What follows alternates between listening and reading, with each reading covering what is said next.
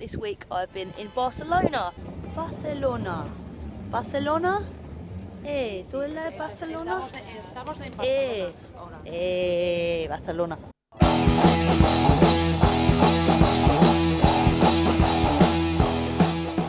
So after the Way Out radio party, me and the band, we head off to a rehearsal studio, and we got a couple of hours of rehearsal done around the corner from my house, which was quite a lot of fun, but obviously my finger was really hurting because of the accident with the drone, so I was struggling a bit, but I knew that we had to just power through because we had the album coming up, so that's what I did. So then straight after that I had to drive about 2.5 hours up to Hastings and bring the band up there so that we could do this gig with Ulysses. Ulysses are an awesome sort of 70s inspired band. They were absolutely great to hang around with and really enjoyed gigging with them. Then that night they came back to Letty's house and we were all just having a laugh there and a few drinks. But by that point my hand was really hurting and I was absolutely exhausted after the party and all the driving and the drumming. So I got an early night that night, but I got my hand bandaged up because the band were really concerned about me. They went and sorted me out. So then the next day we all went for breakfast with Ulysses, and that was a lot of fun. They're great guys, and we had some photos taken on the beach and stuff down in Hastings. After that the band had a flight to catch, so it was Sunday by this point, so we packed our bags, got ready, and we decided to head off to Barcelona in preparation for recording the new album. At that point I mentioned to the band that I was still trying to sell the van, and Letty offered to buy it off me, which was absolutely brilliant, so perfect timing on that one. We got on a plane, we head over there, started drinking. First of all we had to be split up because we couldn't afford accommodation, so luckily the guy who was making our album, Maraconda, offered to put 2 of us up, but then that meant that me and Letty could stay with him, but Laura had to stay with another friend of hers, so it was quite cool for her to like go and see her mate. But she missed out because me and Letty had an absolute blast with Mike Maraconda. He's made so many albums. Before I was born he'd already made like 50 albums. He's now made about 300. He was like really inspiring, really driven, really productive. He just was saying to me like, you've got something to prove, you're a girl drummer, and let's give people something to talk about. So he was playing us all this awesome punk music, which was absolutely brilliant, all this stuff from America, from the 70s. We had a really good laugh, drinking a few beers on his balcony, listening to records, singing along, and just introducing ourselves and getting to know each other a bit before we went into the studio the next day. He said, your set is 35 minutes, all I'm asking for is 35 minutes of your best playing possible.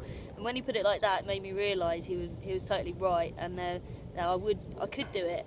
So despite the finger issue, which was pretty painful at the time, I just got an early night and got prepared to go into the studio with a full-on sonic assault. The next day we went into the studio and it was absolutely breathtaking. The place was so rock and roll, it was huge. There was all these like old school like rugs like the Rolling Stones have. There was just a wall of guitars. He gave me the biggest, loudest drum kit that he had. Sounded incredible. I had a massive selection of cymbals to choose from. We had another guy working in there called Tenor, and we were just treated like so well, so much better than in England for the money that we had.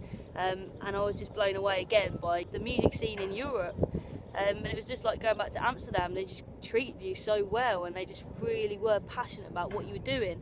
It wasn't like we were trying to be milked for money at all or anything like that. It was just so like awesome. So then that day we started laying down the tracks, and pretty early on I cracked my knuckle with the cut on it straight down on the snare drum. So I was playing as hard and fast as I could, and I just basically clocked it, and like blood sprayed all up the drum kit. Through the duration of the day I did that about 6 times. So it came to a point where we powered through 6 tracks live, and we got them in the bag, and then by that point Mike came into the room and we couldn't get this song, and he said, what's going on with you guys, are you okay? Talk to me. And everyone was like, yeah, we're fine. And I said, no mate, to be honest, I'm really struggling.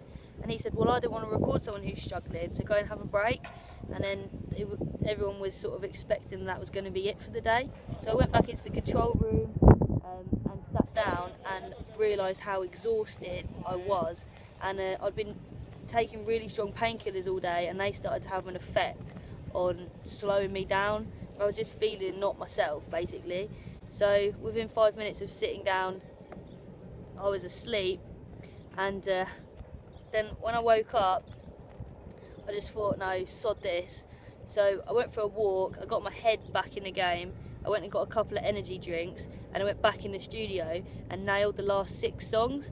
And everybody was just so blown away and like proud of me, because I just powered through and I was a trooper. So I was really proud of myself and really pleased to get 12 songs, the whole album recorded in one day. And Mike was really appreciative as well. He just said to me, like, fair play to you, you've saved the record label money, you've saved the band time, you got your head in the game and you did it. I was done then, so Laura did all her vocals on the second day, and we went out drinking that night once all the vocals were done. And then on the last day we were doing like a bit of percussion and some backing vocals. So on a few of the tracks then you can hear me singing and Letty as well as Laura, and the album sounds absolutely fantastic.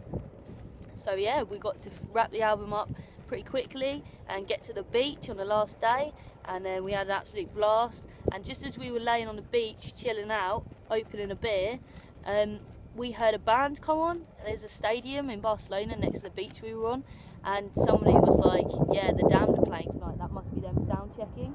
So we just couldn't believe our luck. It's just the whole experience was surreal. We just put our album in the can, we just signed a record deal, and then as we laid on the beach in Barcelona, the Damned started playing. So I was really happy with that trip. So happy to meet Maraconda, and everyone else over in Barcelona was an absolute character. We had a blast, and it was great to spend time with my sisters, the Dagger Debs. So then the last day we went out and got absolutely lashed up, went on a pub crawl, and we went a bit mental. We didn't get home till like early hours in the morning, and then we got up, got out, ready for our flight, got down there feeling pretty confident and cocky, and then basically the flight was delayed for 7 hours. Instead of getting home at like 3 in the afternoon, got home at like 9, half 9. So that meant that I was like really hard push to get out to Croatia the next day. So I was really freaking out, because I was just thinking, how am I going to get time to like pack and wash clothes and get ready. And managed to get home, play my mum and dad the album. They were really pleased with it, and my brother as well. And then the next day head out to Croatia. So don't forget to like this video, subscribe, and keep in touch. Cheers.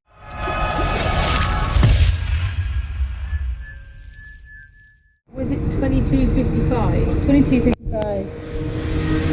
22:55, 22:55, 22:55. Hopefully the buses haven't started.